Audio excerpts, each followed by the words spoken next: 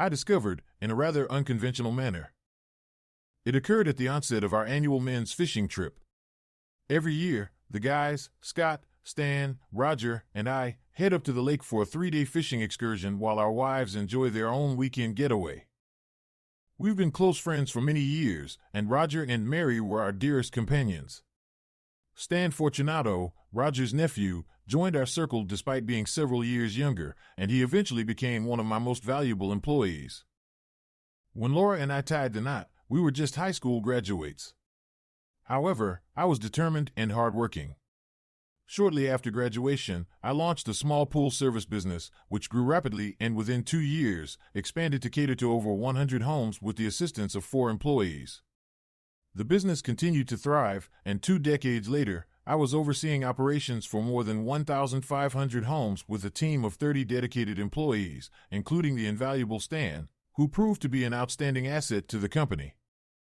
Despite lacking a college degree or prior experience, Stan's passion, strong work ethic, and excellent rapport with the team made him an exceptional manager for our Orlando branch. Recognizing his exceptional contributions, I promoted him, offering a significant salary increase and the potential for future ownership in the company. Our professional relationship blossomed into a genuine friendship, and we enjoyed collaborating. As the business expanded from Tampa to Orlando over the years, it became the leading pool service company in Central Florida. With the majority of homes in the region having pools that required constant care and maintenance, our services were in high demand. This led to a substantial increase in revenue and profits, solidifying the company's position in the market. As the business grew, the importance of financial management became apparent. I relied on Howard, a trusted and experienced family member who was a retired tax accountant with extensive knowledge in finance. Acting on his advice, I utilized all the equity in my home to expand the business when mortgage rates were at their lowest. My trust in Howard was a testament to his expertise and commitment. Alongside his attorney spouse, he played a significant role in our success, offering invaluable advice and recommendations that proved crucial to the company's prosperity. Howard's wife, Beth, a corporate attorney, suggested placing the company into a trust to safeguard the assets from liabilities and potential lawsuits in the future. Following her guidance, I became the sole trustee. Discovery. The wonders of marriage and the quest for a dream home. Laura, my wife, and her group of friends absolutely adored our new estate. Imagine this, a luxurious upscale neighborhood featuring a sprawling swimming pool, a spacious patio with a charming tiki bar, and a grilling area that would excite any barbecue enthusiast. And let's not forget all the lavish amenities Laura insisted on having. She had a talent for getting what she wanted, and I couldn't resist her persuasive charm. In our posh neighborhood, property values were skyrocketing faster than a shooting star. So, naturally, I indulged Laura's every upgrade request, knowing that when the time came to sell, we'd be swimming in cash. Love has a funny way of prompting us to do things we never thought we would, but it was all for the greater good, right? Vacation day. Today was the day. Laura and her group of girlfriends had descended upon our luxurious home for a weekend of pure indulgence. As they arrived, I received strict orders not to disturb their fun. They were determined to have a blast without us husbands around. And boy, was I more than happy to comply. I was eager to escape the world of girl talk and gossip for the weekend. With fishing rods in hand and a sense of freedom in my heart, I hurriedly left, eager for a fishing trip that sounded like paradise after weeks of hard work running my growing company. The thought of catching some big fish and enjoying a cold drink with the guys was pure bliss. As I left the ladies to their wine-fueled afternoon of laughter and secrets, I couldn't help but feel grateful for Laura and her mischievous friends in my life. Sure, they could drive us husbands crazy at times, but deep down, we knew they added spice to our otherwise mundane days. I couldn't help but grin as I headed over to Roger's house, excited for the adventures the weekend held in store. We had meticulously planned our trip to the lake, aiming to depart by 6 p.m. and arrive at our destination by 9 p.m. The 3-day excursion promised an exciting time filled with fishing and camaraderie. As we gathered our gear and loaded the car, I suddenly realized I had forgotten my special fishing lure, which I had been diligently crafting in my workshop. Fishing wasn't just a hobby for me, it was a passion.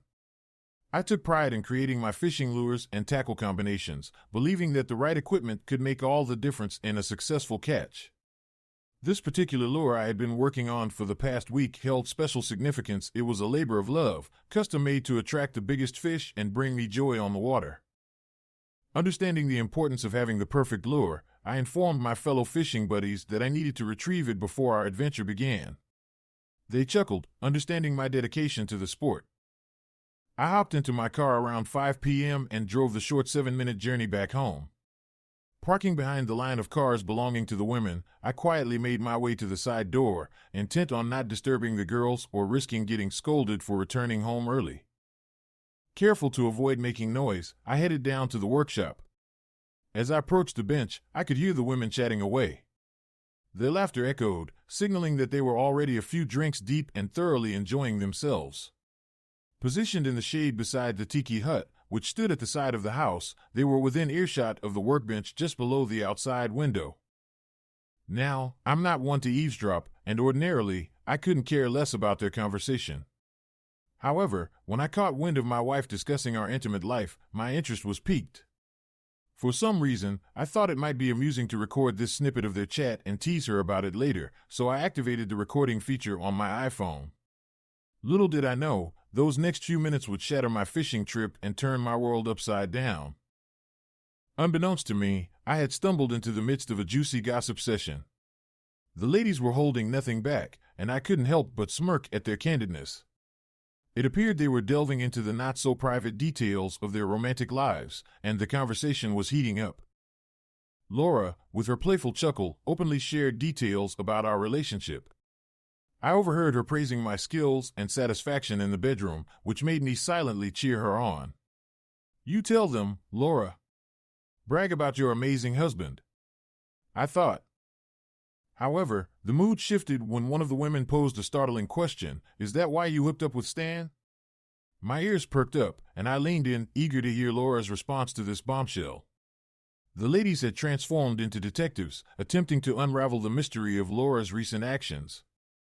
If Laura's honesty was any indication, I knew this conversation was about to take an unexpected turn. Tension hung in the air as I waited anxiously for Laura's reply. Then, suddenly, it hit me like a ton of bricks. Did I hear correctly? Had Laura just admitted to something with Stan, our Stan? Panic surged through me as I strained to catch every word. My mind raced, grappling with this shocking revelation. Stan, whom I trusted and considered a friend, had apparently been involved with my wife. It felt like the world around me was crumbling, and I struggled to contain my emotions. Each word they uttered felt like a dagger to my heart. The once joyous laughter now felt like a cruel reminder of betrayal. Tremors ran through my hands as I clutched my phone, my heart pounding, and tears threatening to spill. As I continued to listen to this devastating conversation, I felt like a spectator in my own life. The shock and pain were overwhelming, and I longed to rewind time and erase those words from existence. In that instant, reality crashed over me like a tidal wave. The trust one had invested in both Laura and Stan lay shattered at my feet. I was adrift in a sea of betrayal, my heart torn asunder by the pain and devastation that engulfed me. As the conversation unfolded, I came to a stark realization: my life would never be the same. The once pure and joyful atmosphere of our home would now be tainted with sorrow and anguish. No, Bob and I have a satisfying sex life, and he's always been attentive to my needs. I cherish him and would never intentionally involve myself with Stan. It was an impulsive mistake, Laura confessed. But Laura, you cheated on Bob. How can you claim to be content in your marriage? One of the women interjected. You don't understand. My love for Bob is unwavering. He's not just my husband, he's my sanctuary, my solace, my everything. Yes, he fulfills me. My encounter with Stan was a regrettable lapse in judgment, Laura explained. But you admitted Stan was a great lover. Are you saying you slept with him? We need to hear the whole truth, another woman pressed. Girls, this stays between us. The guys would be livid with Stan, and my husband would never forgive me. Promise me you'll keep this confidential, Laura pleaded. Assuming their silent agreement, she continued, all right, but this stays here. After Susan broke up with Stan last month, he was devastated. He had planned to propose to her. That afternoon at the restaurant, Stan poured his heart out to me. He was in tears, completely shattered. My heart ached for him, and I felt a maternal instinct to comfort him. "You're old enough to be his mother. Spare us, Laura." "It wasn't a maternal instinct, it was a sexual need," one of the women interrupted. True, but at that moment, sex wasn't on my mind. He walked me to my car afterward and thanked me for listening. I gave him a friendly kiss, and that's when things escalated. Before I could react, he kissed me passionately. It had been years since Bob kissed me like that, Laura admitted, causing a pang in my chest. After the kiss, he took my hand and led me to his truck. I was spellbound, Laura concluded, her words striking me with a mix of anger and fear. We climbed into the back of his truck and indulged in passionate kisses like teenagers, lost in the moment. It was then he confessed his longtime attraction to me, describing his fantasies of being intimate. Flattered and overwhelmed, I couldn't resist the allure of his words. When he guided my hand to his groin, I felt his undeniable arousal, evident through his jeans. Caught up in the heat of the moment, I succumbed to temptation without considering Bob or our family. As if under a spell, I unfastened his belt, lowering his pants to reveal his impressively endowed member. It was unlike anything I had experienced, reminiscent of a scene from an adult film. Compelled by an inexplicable desire, I found myself giving him an intense blowjob, lost in the moment until he reached climax. He expressed gratitude, claiming it was what he needed amidst his emotional turmoil. "Did you swallow or spit?" Mary inquired playfully, prompting laughter among the women.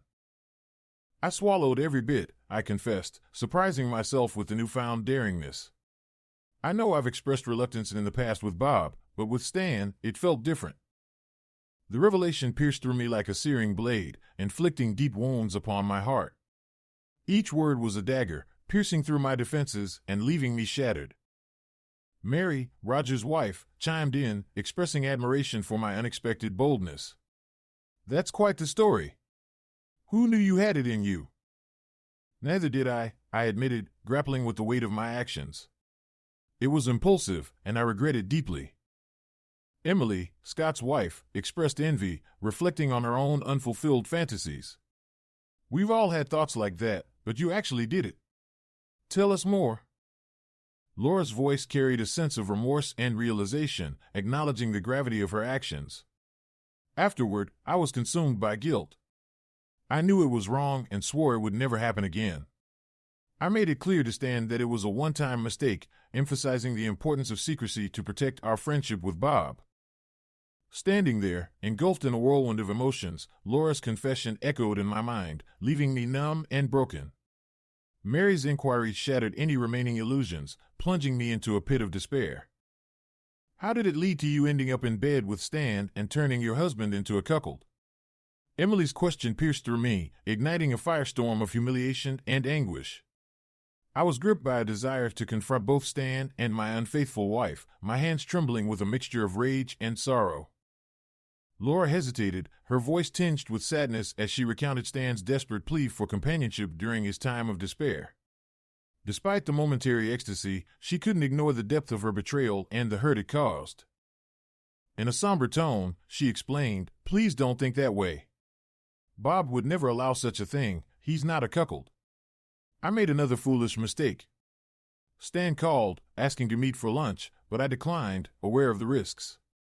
He expressed his loneliness and appealed to my understanding of his situation. Eventually, he convinced me to visit his house for a brief hour. He offered to make lunch, and I agreed. At his house, over salads and wine, he expressed gratitude for our previous encounter. While clearing the dishes, he kissed me again, a passionate, unforgettable moment. Long story short, we ended up in his bed for the afternoon. It wasn't romantic, just raw." Laura described the intense encounter, admitting the thrill despite knowing it was wrong. She emphasized that it was a one-time event, highlighting the physical intensity and the agreement to never repeat it. As my fists clenched with anger and hurt, Laura's words cut deep, shattering my trust and self-worth. The realization that another man had been intimate with her, climaxing inside her, intensified the pain. My world crumbled, and I grappled with the label of being a cuckold, a term I never imagined associated with my marriage. The surge of rage was accompanied by a desperate desire to salvage our relationship despite the betrayal. Conflicting emotions overwhelmed me as I struggled to comprehend how Laura could betray our trust in such a profound way. Just when I was hoping for a glimpse of hope, Laura's next words hit me like a heavy blow. It felt as though she was rubbing salt into an already open wound. Her casual dismissal of her actions as if they were uncontrollable impulses tore at my heart, fueling my anger and disbelief. I know it was wrong, but, like I said, it just happened. In that moment, my anger peaked. How could she dare to trivialize her infidelities in such a manner?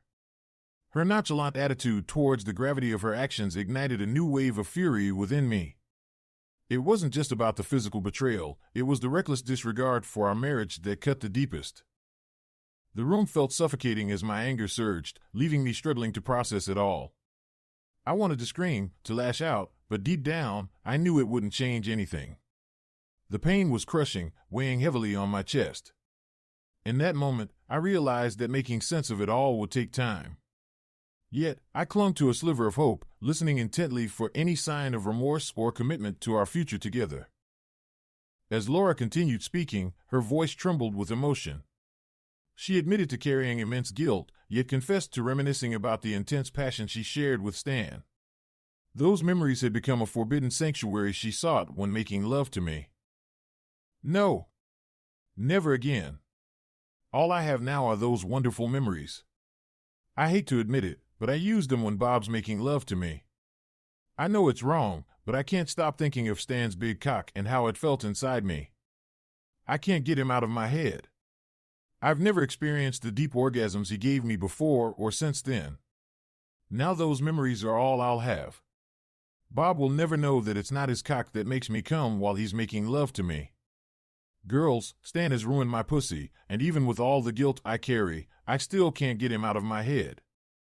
Laura's confession was bittersweet, filled with longing as she grappled with the permanence of those memories. Despite her remorse, the allure of Stan lingered, a constant reminder of her indiscretions. Emily, previously silent, spoke up after Laura's admission. Laura, I'm so jealous. I love Scott, but I'd love to experience a big cock like Stan's. Don't tell anyone, but Scott's kind of small. I love him, but I'd love to try something different, just once. Mary's low moan hinted at arousal as she reacted to the story. That's wild. And poor Bob is clueless? He doesn't know about Stan or your fantasies during sex? Laura, that's so wicked. But you need to fix your head and forget about Stan. Bob's not oblivious, and you might slip up and hurt him. Don't worry about Bob. I make sure he's taken care of. He'll never know, and I'll never do it again, I swear. Living with this guilt has been tough.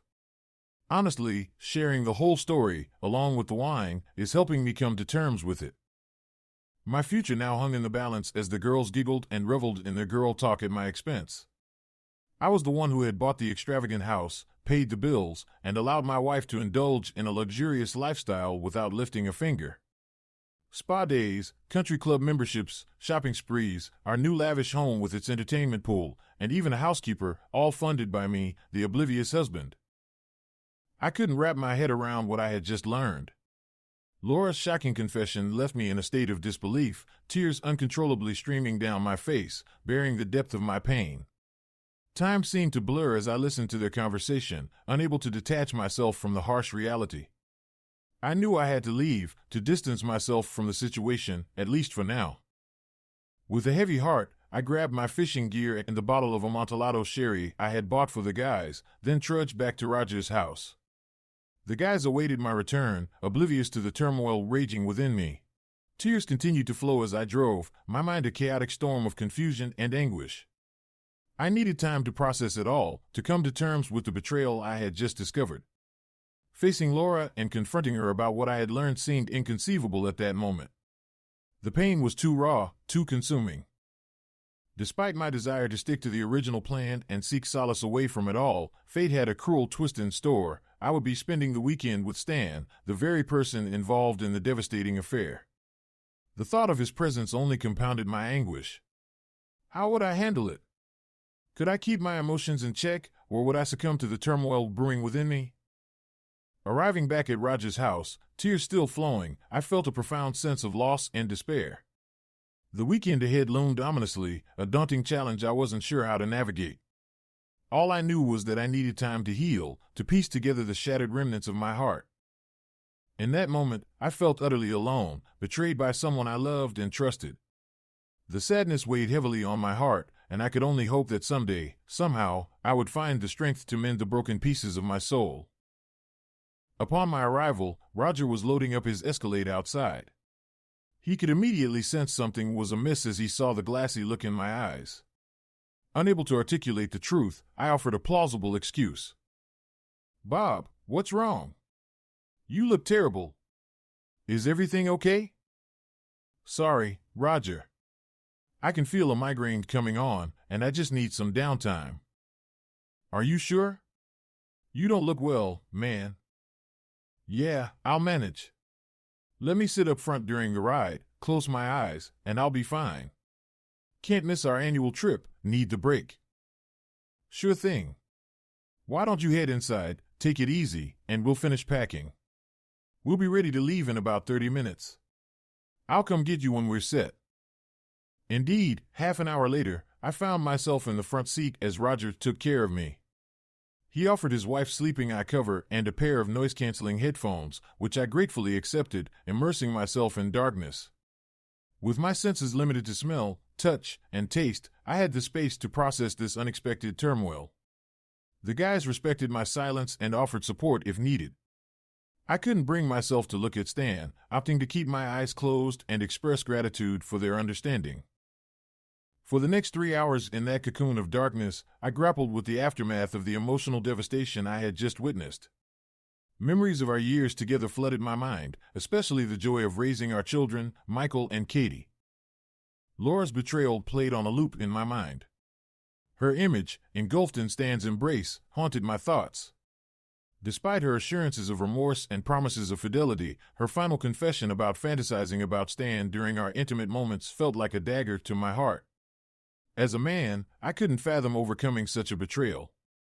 Regrettably, I felt that her confession had sealed the fate of our marriage.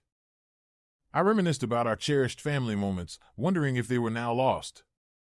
Tears threatened to spill, but I fought to maintain composure. For the first time in my life, I felt utterly lost and without direction. Sleep eventually overcame me, and the next thing I knew, Roger was gently shaking my shoulder, bringing me back to reality at the fishing cabin. For the next 2 days, I retreated into silence, using my migraine as a shield. The guys respected my space as I grappled with conflicting emotions about my past and uncertain future. It was a challenging time, but I resolved to endure. 2 days later, still wrestling with doubt, I found myself alone on a trail to the lake with Stan. Roger and Scott would meet us at the boat dock. As I trailed behind Stan, Laura's words echoed in my mind, igniting a surge of rage. Spotting a large fallen branch, I acted impulsively, grabbing it and charging towards Stan. With a forceful blow, I shattered his collarbone, a manifestation of the turmoil and anger brewing within me. Standing over him, I stared down at the man who had betrayed me by sleeping with my wife. He winced in pain, clutching his injured shoulder as I unleashed my anger, shouting, "That's for betraying me and sleeping with my wife." With a swift and forceful kick to his groin, I watched him double over in agony, howling until he lost consciousness. It was a moment of blind rage, and as I regained my senses, I moved him to a nearby tree and propped him up, waiting for him to come to. When he finally regained consciousness, confusion and pain etched on his face, he muttered, "What the hell?" "Listen carefully," I snapped, my voice dripping with venom. "I know everything about you and Laura, and you're lucky I didn't do worse. From now on, you stay away from me, you stay away from Laura, and you keep your mouth shut about this. If you breathe a word of this to her, you'll regret it. I haven't decided what to do about her yet, but I won't let you mess up my plans for revenge. You've already destroyed my marriage of 20 years, don't make things worse." "But Bob, she loves you. You can't leave her." "It was a mistake, I swear," he pleaded, desperation evident in his voice. I silenced him with another vicious kick to his groin. I said, shut up. At that moment, Roger and Scott intervened, pulling me away from him. They demanded to know what was happening, and I filled them in on the situation. Stan, still reeling in pain, tried to justify himself, but I cut him off and played the damning recording for everyone to hear. Roger erupted in anger, berating his nephew for his betrayal and ingratitude. Scott expressed his concern about the wives' excitement over Laura's infidelity, signaling potential trouble in their own marriages once they returned home. As tension simmered, I seethed with rage, feeling the weight of betrayal and deception crushing me from all sides. The pain of discovering Laura's affair had spiraled into a whirlwind of emotions, leaving me grappling with the shattered remnants of my marriage and friendships. When I stepped into the house, I received a warm welcome from Laura. She was dressed nicely and greeted me with a big hug and a welcoming kiss, something I would miss if our relationship took a different turn. Despite my lingering anger, I couldn't deny that I still loved her, even though she had betrayed me. The mere thought of her infidelity made my blood boil, but the comforting scent of her perfume and the delicious dinner she had prepared helped to soothe my emotions. We enjoyed a pleasant dinner together, and I managed to remain composed as Laura recounted the events of the past few days. It was still early when she led me upstairs to the bedroom, expressing her longing for intimacy. It was evident that she was eager for sex. I smiled inwardly, knowing that the fate of our relationship would soon be determined. Without delay, Laura had my pants down and was on her knees, expertly pleasuring me with her mouth until I was fully aroused. Despite my desire to climax during her oral attentions to avoid intercourse, I knew that the image of her fantasizing about Stan would haunt me every time we made love. Sensing my nearing climax, she ceased her actions and swiftly positioned herself naked on the bed, pulling me towards her. Although I yearned to make love to her, her earlier confession about fantasizing about Stan's cock had sapped my arousal, and for the first time in our relationship, I found myself unable to penetrate her. Laura looked at me in disbelief, hurt evident in her eyes. "Baby, what's wrong? Don't you want me?" she questioned. It was time to enact my plan. With my phone recording the audio on the nightstand, I carefully crafted my words to avoid implicating myself directly. "Laura, there's something I need to confess. There's someone else, and I feel terrible that I can't perform," I confessed, observing her shocked expression. "What do you mean, someone else?" she demanded, her temper rising. "I'm sorry. It's only happened a few times, but the sex is incredible, and I can't stop thinking about it," I replied, echoing her own words from the recording. Her reaction was as expected, filled with anger and hurt. "You bastard! You cheated on me, and now you can't even get it up for me," she cried. "Baby, it was just sex. I still love you," I reassured her, careful not to reveal my involvement in the affair. "I can't believe this. How could you?" she exclaimed, tears streaming down her face. "I'm sorry, the orgasms were amazing, and I can't stop thinking about them. That's why I can't get hard," I explained, maintaining my facade of innocence. Was I being cruel? Perhaps. But in my mind, I was the victim, not her. I allowed her to continue, confronting the consequences of her own actions. In a furious outburst, she screamed, "Well, screw you. Pack your things and get out. I won't stay married to a cheater. My dad cheated on my mom, leaving her shattered. I won't let you do that to me. Get out. I'm divorcing you, and you'll pay for this. I've been the perfect wife, gave you 2 amazing kids, ran the household, cooked for you, and showed you love. And this is how you repay me?" Her anger and comments almost made me laugh. She wouldn't find this so amusing in a few moments. "Laura, it was just sex, and it happened only twice. Come on, it was a one-time thing. Are you sure you want a divorce over this? Listen to me. Just sex? Seriously? I don't believe you. How can I trust you? Yes, I want a divorce, and you'll pay dearly. Our state has a new law favoring the victim of adultery. I'll divorce you under that law and take everything. I might even keep you as a pool boy in your own business, you bastard. Wow, I didn't expect you to be so heartless. It was just sex, no love involved, just twice. Are you certain about this? Maybe we can try counseling? I attempted to salvage the marriage, but she was already sealing its fate, unknowingly. No.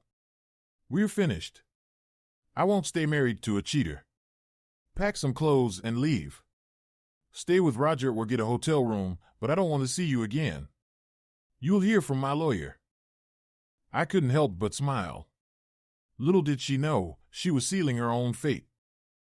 With venom in her voice, she demanded, "Why are you smirking?" "Well, sweetheart, you just made my decision easier."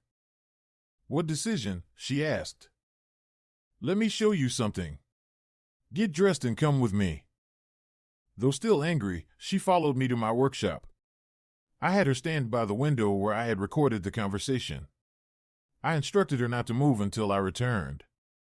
I synced the Bluetooth speaker with my phone outside, then returned to the workshop.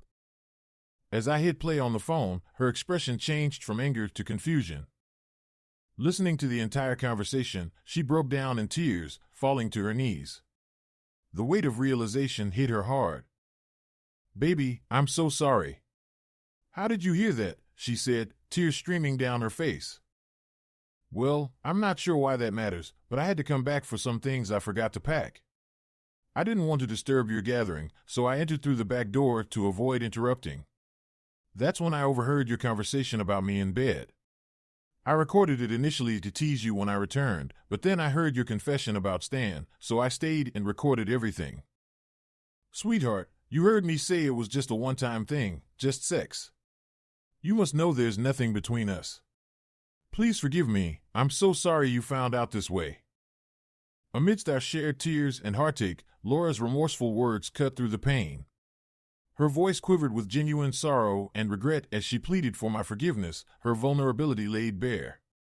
Her plea for understanding washed over me, revealing the enduring love beneath the layers of hurt and anger. However, I remained unmoved by her tears and pleas. My voice turned cold and distant as I confronted Laura with the harsh reality. The betrayal had cut deep, and the words she spoke about dreaming of Stan during our intimate moments shattered the last remnants of trust between us. "I heard everything, Laura," I replied, my tone devoid of warmth. "You conveniently left out the part where you confessed to dreaming of him while we made love. How can I overlook that?" For the first time in our marriage, her tears failed to sway me, the pain of her words weighing heavily on my heart. The thought of her fantasizing about another man while I poured my love into our relationship was unbearable. "I can't ignore that, Laura," I continued, bitterness creeping into my voice. "I also can't ignore the fact that you were going to keep me in the dark while you and your friends looked at me knowing I was being deceived. You've shattered something inside me, and I don't know if I can ever trust you again. How can I believe you truly love me when your mind is on someone else?" My anger surged, and I realized I deserved more than this. The prospect of being with someone who couldn't fully commit to me was too painful to bear. "I can't pretend everything's okay," I asserted firmly. "Dreaming of another man while we're together is a deal-breaker for me. I don't know how to rebuild our relationship when I know you're thinking of him, not me, during our most intimate moments." The pain in my heart was overwhelming, and the prospect of repairing our relationship seemed insurmountable. I couldn't bring myself to forgive her, not after such a profound betrayal. The room fell into a heavy silence as the weight of my words hung in the air. There was no more to be said, the truth had been laid bare, and the pain ran too deep to be easily fixed. It was evident that the damage inflicted was beyond repair, and the journey toward forgiveness seemed like an impossible road to navigate. In that moment, I came to realize that our love had been irreparably broken, and the future we once imagined together now felt like a distant fantasy.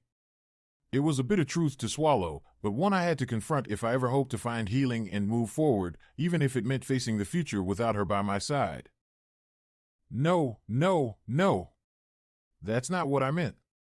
You don't understand. I love you, and I don't want him. Bob, please, let me explain," Laura pleaded desperately.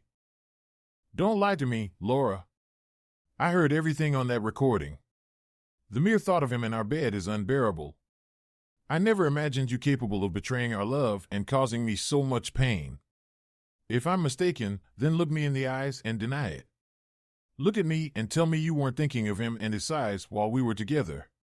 You can't even look at me. Damn it, Laura, You've ruined everything. I hope you enjoyed your affair because you won't have me anymore. After I divorce you, you can go live with him and dream about him all you want, I retorted, my anger boiling over. Through sobs, Laura managed to utter, "You can't divorce me. I love you. Please, let me make things right." That's rich. Now you want my forgiveness? The cheating adulterer suddenly wants absolution. I'll make it up to you. I love you. I'm sorry. Where do you get the audacity to think I would ever take you back after what you've done? Do I look like someone who would accept betrayal from a cheating spouse? I countered, my voice trembling with a mix of emotions. For the past 3 days, I've been torn, I confessed, tears streaming down my face. Part of me wanted to find a way to forgive you and rebuild our relationship. I thought maybe I could overlook the one-time mistake, but everything changed when I heard what you said to our friends. The pain in my heart was raw, and I struggled to contain my emotions. The fact that Laura had openly divulged intimate details about her thoughts during our intimate moments shattered the last remnants of trust one had for her. It was a level of humiliation I had never experienced before. I felt utterly humiliated, Laura, I continued, my voice quivering. Those women, our so-called friends, now see me as the clueless husband. I think I even heard Mary call me a cuckold. You have no idea the depth of humiliation that brought. It's like I've been living a lie, oblivious to what was happening behind my back. Knowing they're laughing at me and calling me clueless destroyed any semblance of self-worth I had left. And because of that, they are no longer a part of my life. You've not only ended our marriage but also destroyed our friendships. She was visibly shaken when she saw my tears, realizing the depth of hurt she had caused. Though I believe she never intended to inflict such pain, my tears made her confront the consequences of her selfish actions. A wave of regret and sadness washed over her, and she openly cried while attempting to reach out to me. I gently pushed her away, taking a deep breath in an attempt to regain composure. While I may have been oblivious in the past, things have changed now. I refuse to be labeled as a cuckold, as your friends now see me. I won't subject myself to that kind of treatment ever again. As I spoke, the anguish of betrayal resonated in my voice. I had desperately hoped to salvage our marriage, to rediscover the love we once shared. However, the harsh reality of the situation became increasingly apparent, and I struggled to see a way forward. On our way back from the fishing trip, I contemplated how we could save our marriage, I confessed, my voice faltering. But the truth is, I couldn't find a solution. So, I've decided to leave the decision to you. I don't know if I can trust you again, and I refuse to live with constant doubt and pain. A heavy silence enveloped us as I finished speaking, the weight of our emotions palpable in the air. The future seemed uncertain, and I grappled with what lay ahead for us. Yet, one thing remained clear: I couldn't endure a marriage tainted by betrayal and uncertainty. "What do you mean, you're leaving the decision to me?" she asked, confusion evident in her voice. "Well, since I couldn't decide our fate, I devised a plan. I narrated a story about an affair, and your response and actions were to determine our path forward. You alone were to decide the fate of our marriage. In the story, I mentioned an affair without specifying my involvement. I recounted your words about dreaming of him while I devoted my love to you. Just 20 minutes ago, I presented this scenario to you, mentioning the affair as a one-time mistake devoid of love. I asked if there was a way to move past it, even offering counseling. Do you recall your response? You told me to leave our home, threatened to ruin me in a divorce, and claimed you'd take my business and reduce me to a pool boy. You showed no mercy. Now, that's precisely what you can expect from me. While I won't kick you out, you'll move to the guest room as I won't share my bed with you. I'll consult with an attorney and file for divorce based on adultery, eager to leverage the new divorce law you mentioned alongside your venom. Bob, I didn't mean any of that. You have to believe me. Please, don't do this. What about our 20 years together and our children? She pleaded. My voice trembled with raw emotion as I confronted Laura, each word carrying the weight of my shattered heart.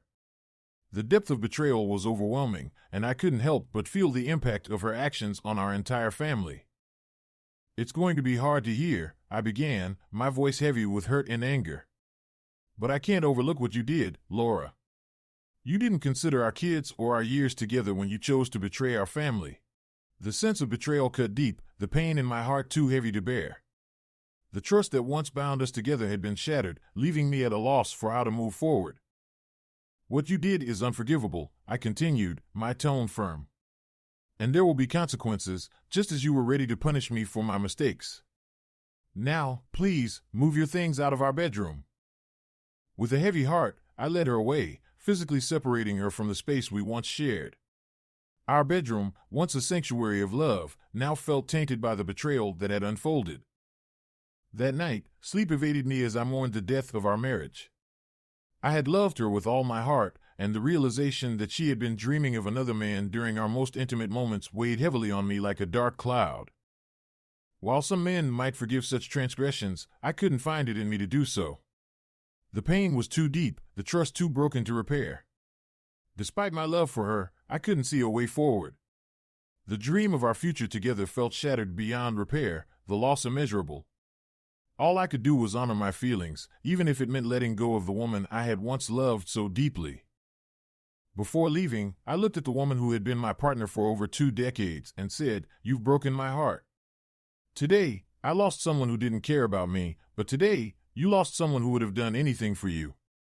Her pleas for forgiveness echoed behind me as I walked away from Laura for the last time. The fallout. Bob faced the heartbreaking task of telling his children, knowing the devastating impact it would have. While his son, Michael, offered understanding and support, Katie's reaction was filled with anger, reflecting her close bond with her mother. Despite Bob's efforts to explain, the chasm between them felt insurmountable.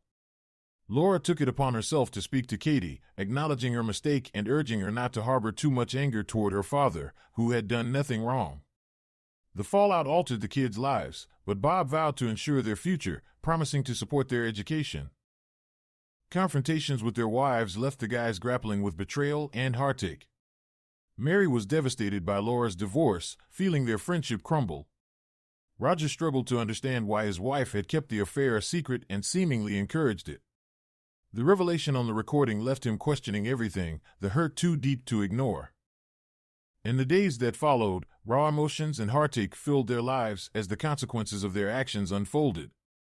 The once close group of friends faced the harsh reality of betrayal and shattered trust, their relationships forever changed.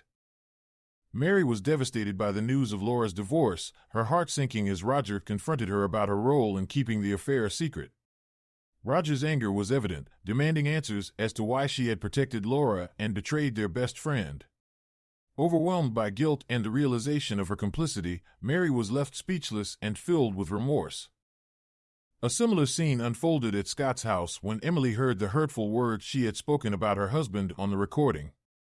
The humiliation and shame were unbearable for Scott, leading him to make the painful decision to leave, leaving Emily in tears and regret. Meanwhile, at Bob and Laura's home, tension hung thick in the air as Bob handed Laura the divorce papers. Despite her pleas for forgiveness and realization of her mistake, Bob's wounded heart couldn't consider reconciliation. The hurt ran deep, and trust could never be restored. The divorce proceedings became a painful ordeal presided over by Judge Montresor, with Laura desperately trying to salvage the marriage. Stan's regret-filled testimony was coerced by the husband's anger, sounding more like an admission of guilt as he apologized to the injured parties. Tears filled the courtroom as the final blow to the marriage was dealt. Laura relived the affair through the playback of the recording, her heart sinking further with each revelation. The judge's swift ruling granted Bob a significant portion of their assets and denied spousal support under the new state statute. Left to face the painful consequences of her actions, Laura realized how her affair had led to the demise of her marriage. The excitement and passion she once felt now seemed like a distant memory, overshadowed by the regret and pain she had caused. The aftermath of their actions left behind a trail of heartache, regret, and broken trust, forever changing the lives of these friends. Bob, still harboring love for Laura, offered her the guest room until she could find her own place. Despite Laura's attempts to win him back, Bob remained firm in his decision, moving on with his life and finding happiness with someone else. The emotional burden of the past 2 months weighed heavily on Laura's shoulders. Watching Becky move in with Bob, taking up the space that was once theirs, served as a constant reminder of the life she had lost. Witnessing the happiness and affection shared between her ex-husband and the woman replacing her tore at Laura's heart. Every glance, every touch, every shared moment between Bob and Becky felt like a dagger to Laura's heart. Jealousy consumed her, and she couldn't shake the deep sense of regret for her actions that led to this situation. Their once happy home, now filled with love between Bob and another woman, became a source of constant pain and sorrow. The bed they used to share, where they once slept side by side, now became the site of intimacy between Bob and Becky, crushing Laura's soul.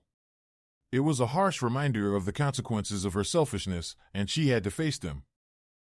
Feeling alone and frightened, Laura struggled to find a way out of this emotional abyss. With no job and few prospects, the future seemed daunting and uncertain. The fear of being alone, without the man she once loved deeply, haunted her, adding to her distress. Reluctantly, Laura accepted her living arrangements, knowing she had lost the man she once held dear. As she confronted her reality, Laura knew she had to come to terms with her past mistakes and rebuild her life. It was a painful journey, but she needed to find her strength and inner resilience to move forward. Despite the challenges ahead, Laura hoped to find peace and happiness again, even if it meant letting go of the man she once thought would be with her forever. At Bob's office, Stan faced isolation and hostility from coworkers who shunned him for causing Bob's divorce.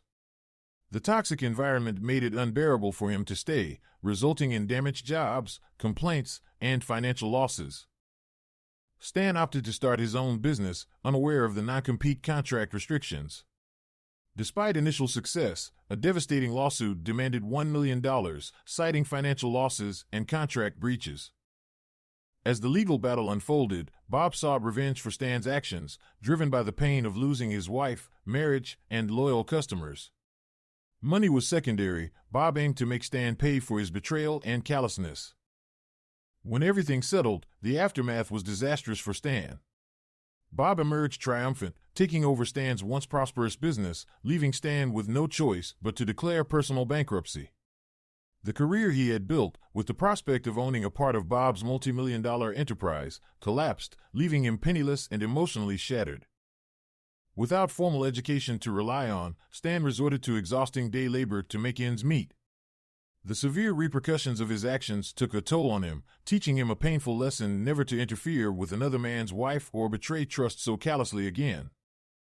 Scott and Roger's wives realized how close they had come to jeopardizing their marriages like Laura did. It was a wake-up call for them, and they understood the importance of their husband's forgiveness and the necessity to respect and cherish their relationships. They committed to rebuilding trust and communication to avoid similar mistakes in the future.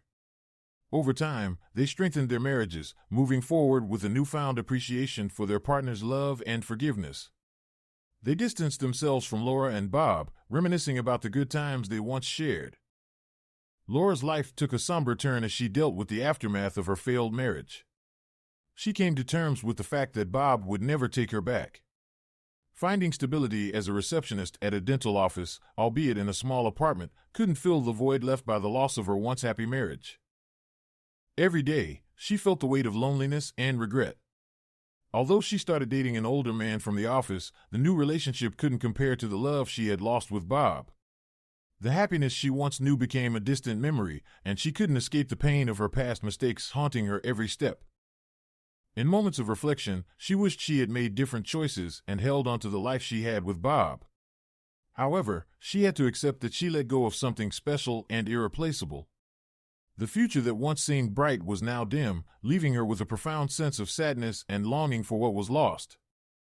Although Bob missed Laura, Becky quickly filled the void and became his perfect partner. Bob appreciated her energy and passion, and a year later, they got married. Michael and Katie welcomed a baby half-brother a year later. Write your opinion in the comments. Remember, you're writing a story too, and it's up to you whether it's a good one or not. Thanks for watching and have a great day.